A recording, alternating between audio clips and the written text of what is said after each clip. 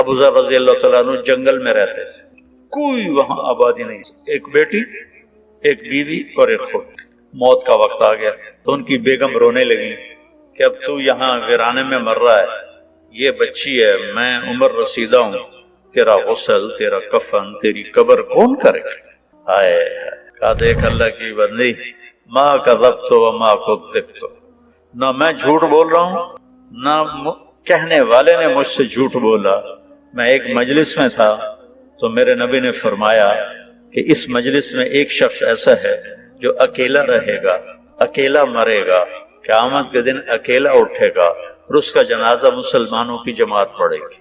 تو وہ سارے لوگ مر گئے شہروں میں، ایک میں اکیلا ہوں اس جنگل میں، کوئی آئے ہو کتھو آوے گا، نہ کوئی راہ نہ رند، ایک تو چلو راستہ ہو، راستہ بھی کوئی نہیں، کون آئے؟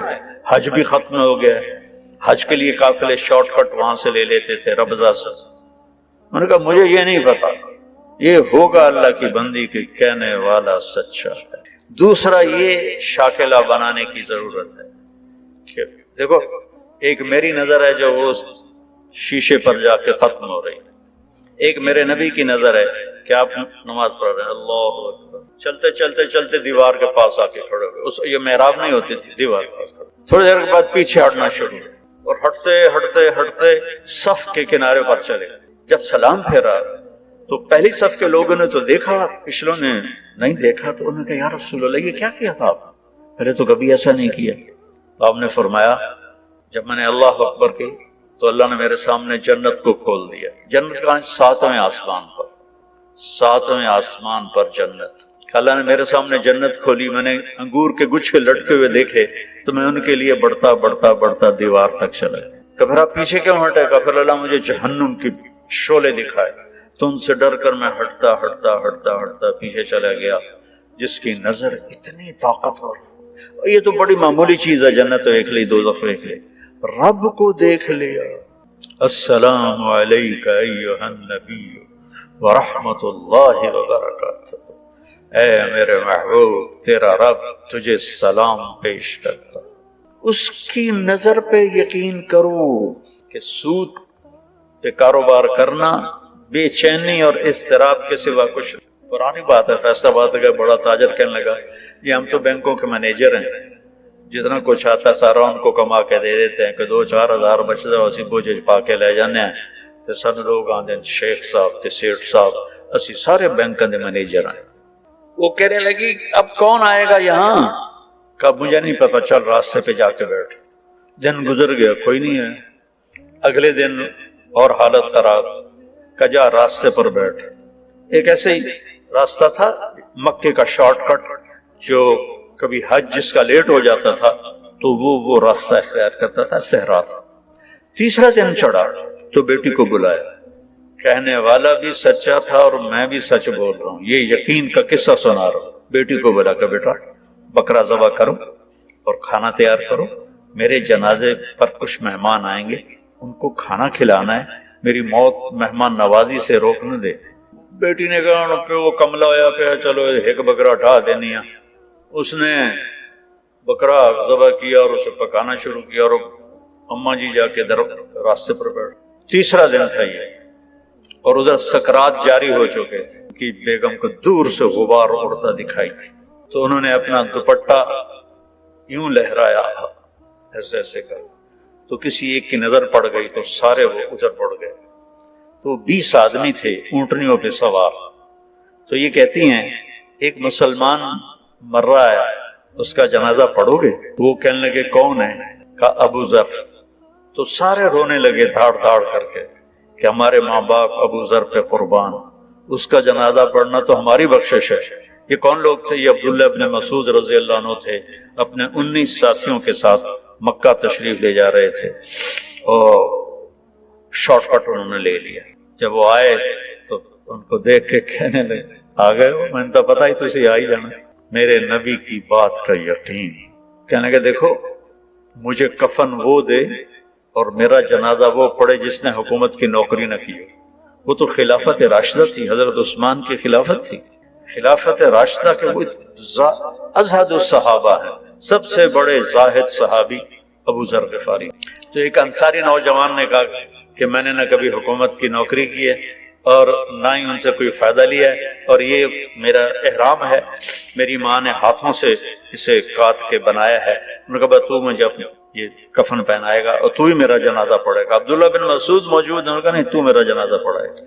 تو جب وہ تدفین ہو گئی تو ان کی بیٹی نے کہا یا عم ہلم الی الطعام، چچا ہلم الی الغداء، کھانا تیار ہے، تشریف لائیں۔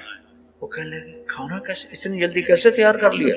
وہ کہنے لگے نہیں، صبح سے ہی ابا نے کہا تھا کہ آج مہمان آئیں گے تو ان کے لیے کھانا تیار رکھنا ہے۔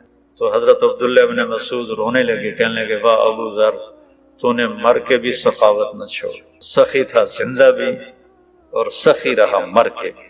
تو دوسری چیز جس کی ضرب لگانے کی ضرورت ہے کہ میرے نبی کے وعدے سچے وعدے، کہ جو وہ دیکھ سکتے ہیں جو ہم نہیں دیکھ سکتے۔ ایک جب آپ سفر میں تھے، ہجرت کے سفر میں، تو سراقہ بن مالک آپ کے پیچھے پہنچ گئے، تو ابوبکر صدیق نے کہا یا رسول اللہ یہ تو جان لیتا ہے ہماری۔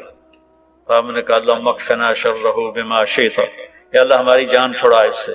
تو اس کا گھوڑا زمین میں دھنس گیا، کہنے لگا محمد میری توبہ، آئندہ نہیں کروں گا، میرے لیے دعا کر دیں۔ آپ نے دعا کی، گھوڑا باہر نکلا، اس نے پھر گھوڑا بات تھا۔ یہ لالچی تو لے جاتا ہے، اے کاروبار بھی کر لو، اے بھی کر لو، کہ بینک والے تو بڑا بیوقوف بنے ہیں، یہ بڑا اچھا پلان آپ کو دے رہے ہیں، یہ بہت اچھا پلان آپ کو دے رہے ہیں، آپ اس میں یہ کر لیں، آپ اس میں یہ کر لیں۔ تو کملے بان کے لگے رہتے، اخیر موت آ کے لے جاندی، پچھلا پتہ نہیں کہندے مقدر چند۔ تو کیا کہہ رہا تھا؟ اب سراقہ بن مالک ان کو لالچ ہوا، پھر پیچھے دوڑے، پھر گھوڑا دھنس گیا، پھر کہنے لگا میں میری منت ہے، ہن بس میری توبہ، میں کلمہ پڑھ لیا۔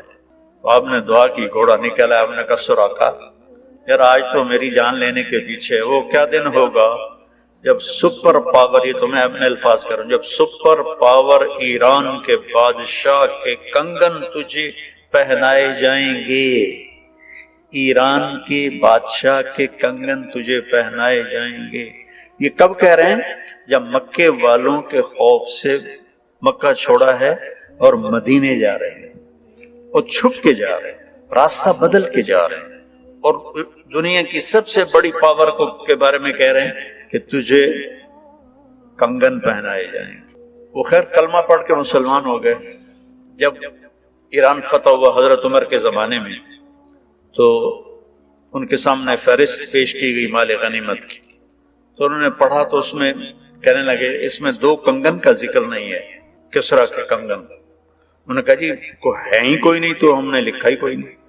کہنے لگے یہ تو ہو نہیں سکتا، مجھے ابوبکر صدیق کہہ کر گئے تھے کہ تیرے دور میں کسریٰ کا خزانہ آئے گا، اور اللہ کے نبی نے سراقہ سے وعدہ کیا تھا کہ اس کو یہ کنگن پہنائے جائیں۔ انہوں نے کہا جی ہمارے سامنے تو سارا گزرا ہے، مال غنیمت کوئی نہیں ہے۔ انہوں نے کہا سارا دوبارہ تلاش کرو، سارا مال غنیمت۔ اس کا ایک قالین تھا جو 1 ایکڑ میں کے برابر تھا، 1 ایکڑ کی چوڑائی میں تھا اور لمبائی میں، ایسے پورا کا، اور اس پہ پورے ایران کا نقشہ تھا۔ اس میں گورنروں کو بٹھاتا تھا، پھر رقص اور شراب کی محفل ہوتی تھی، اور اس کو حضرت عمر نے کاٹ کے تقسیم کیا تو 1 بالشت ٹکڑا 1 لاکھ دینار میں فروخت ہوا تھا۔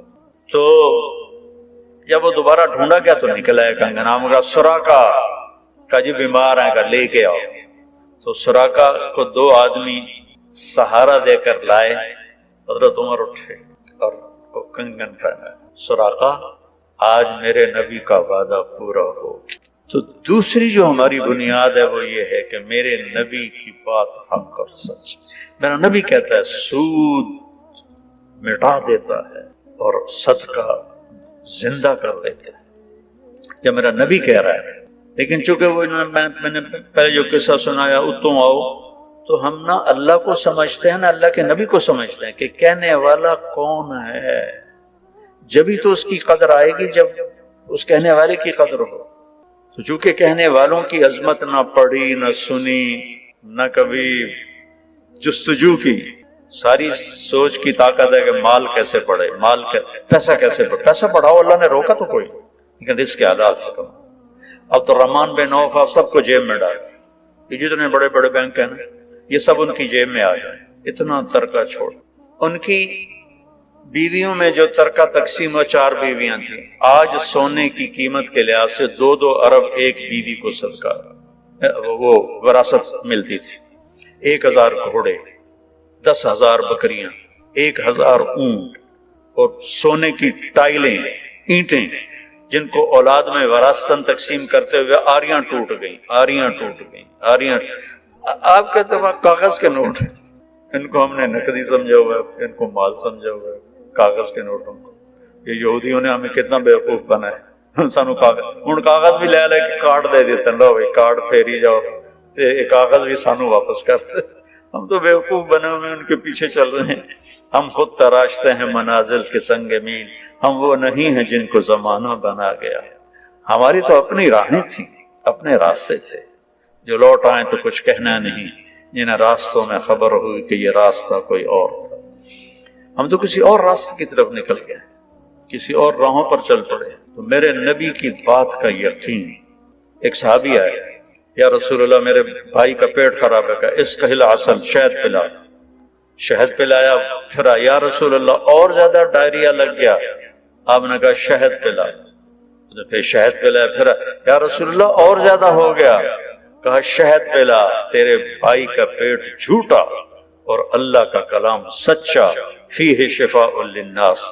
تیسری دفعہ جب شہد پلایا تو اس کا پیٹ ٹھیک ہو گیا، صحیح ہو گیا۔